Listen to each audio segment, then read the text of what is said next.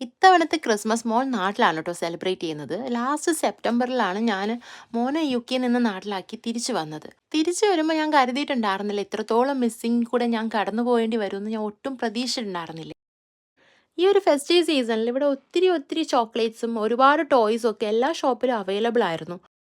ഇതൊക്കെ കാണുമ്പോഴത്തേക്ക് ഉള്ളിൽ ഭയങ്കര സങ്കടമായിരുന്നു. ഓക്കെ, മിസ് ചെയ്യുന്നുണ്ട്, മോൻ ഉണ്ടായിരുന്നെങ്കിൽ ഒത്തിരി സാധനങ്ങൾ മേടിച്ചു കൊടുക്കാമല്ലോ എന്നൊക്കെ ഉള്ള തോട്ട്സിൽ കൂടെ ഇങ്ങനെ കടന്നു പോകുന്ന ഒരു ടൈമിലാണ് കൊറിയർ അയക്കാം അല്ലെങ്കിൽ ഒരു ഗിഫ്റ്റായിട്ട് മോന് നാട്ടിലേക്ക് അയക്കാം എന്നുള്ളൊരു ഡിസിഷനിലേക്ക് വന്നത്.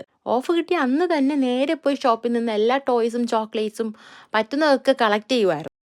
അതിലെ ഫസ്റ്റ് പ്ലാൻ ഒരു സാന്റാക്ലോസിനെ മേടിക്കണം എന്നുള്ളതായിരുന്നു. അത് മോന് ഹോൾഡ് ചെയ്യാൻ പറ്റണം, അതുപോലെ ലൈറ്റ് വെയിറ്റ് ആയിരിക്കണം, അങ്ങനത്തെ കുറേ കണ്ടീഷൻസ് ഉള്ളത് കൊണ്ട് 1-2 ഷോപ്പിലൊക്കെ കയറി ഇറങ്ങേണ്ടി വന്നു എനിക്കും ഹസ്ബൻഡിനും. അങ്ങനെ ഒരു സാന്റാക്ലോസിനെ കിട്ടിയത് ഹോം ബാർഗെയിൻസിൽ നിന്നായിരുന്നു. ഒത്തിരി ഷോപ്പിൽ കയറി ഇറങ്ങി കിട്ടിയതാണെങ്കിലും അത് കിട്ടുമ്പോഴും കൊണ്ടുവരുമ്പോഴും എൻ്റെ ഉള്ളിൽ മുഴുവൻ എത്രയും പെട്ടെന്ന് നാട്ടിലെത്തിക്കുക എന്നുള്ളത് മാത്രമായിരുന്നു കേട്ടോ. നെക്സ്റ്റ് ഡേ ഞാൻ മാത്രമേ ഉണ്ടായിരുന്നുള്ളൂ. എനിക്ക് ഓഫായിരുന്നു, ഹസ്ബൻഡ് ഡ്യൂട്ടിയിലായിരുന്നു. എങ്കിലും ഞാൻ രാവിലെ തുടങ്ങി എല്ലാം പാക്ക് ചെയ്യാൻ വേണ്ടിയിട്ട്. കുറേ ഫോർമാലിറ്റീസ് ഉണ്ടായിരുന്നു കൊറിയർ അയക്കാൻ വേണ്ടിയിട്ട്, ഫോം ഫില്ല് ചെയ്യുക, അങ്ങനത്തെ കുറേ ചടങ്ങുകൾ ഉണ്ടായിരുന്നു. സോ അതെല്ലാം ചെയ്തതിന് ശേഷം എല്ലാ ഡീറ്റെയിൽസും അയച്ചു. എല്ലാം ചെയ്തതിന് ശേഷം ഏർലി മോർണിംഗ് തന്നെ സ്റ്റാർട്ട് ചെയ്തു പാക്ക് ചെയ്യാൻ വേണ്ടിയിട്ട്. എല്ലാ ഗിഫ്റ്റ്സും ഓപ്പൺ ചെയ്തു. ഞാൻ തന്നെ ചെക്ക് ചെയ്ത് വെരിഫൈ ചെയ്തു. ഓക്കെ, എല്ലാം വർക്കിംഗ് ആണ്, എല്ലാം കണ്ടീഷൻ നല്ലതാണെന്ന് കൺഫേം ചെയ്തതിന് ശേഷം പാക്ക് ചെയ്യുക. കൊറിയർ അയക്കുമ്പോൾ ബാറ്ററീസ് ഒന്നും അക്സെപ്റ്റ് ചെയ്യാത്തത് കൊണ്ട് എല്ലാം വർക്കിംഗ് ആണോ എന്ന് നോക്കിയതിന് ശേഷം ഞാൻ എല്ലാം ഊരി മാറ്റുമായിരുന്നു. പാക്കിംഗ് സ്റ്റാർട്ട് ചെയ്തപ്പോഴേ തീരുമാനിച്ചൊരു കാര്യമായിരുന്നു, എല്ലാം ഇൻഡിവിജ്വലി ഗിഫ്റ്റ് പേപ്പറിൽ തന്നെ റാപ്പ് ചെയ്ത് മോന് അങ്ങനെ എത്തിക്കണം എന്നുള്ളത്.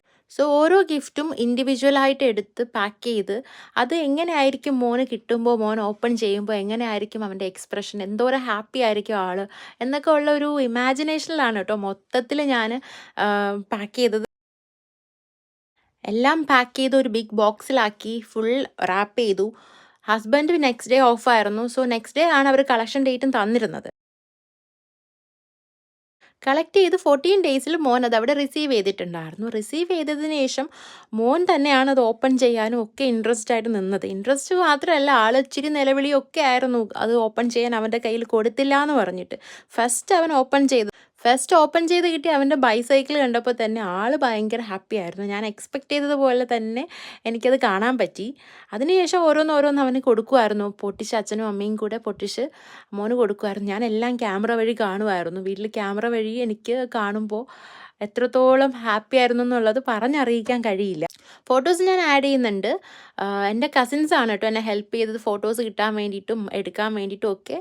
അത് മാത്രമല്ല, ഒരു കേക്ക് മേടിച്ചു, എല്ലാവരുമായിട്ട് സെലിബ്രേറ്റ് ചെയ്തു ക്രിസ്മസ് ഡേയുടെ അന്ന്. ആളും ഹാപ്പിയാണ്, ഞാനും ഹാപ്പിയാണ്. Thank you for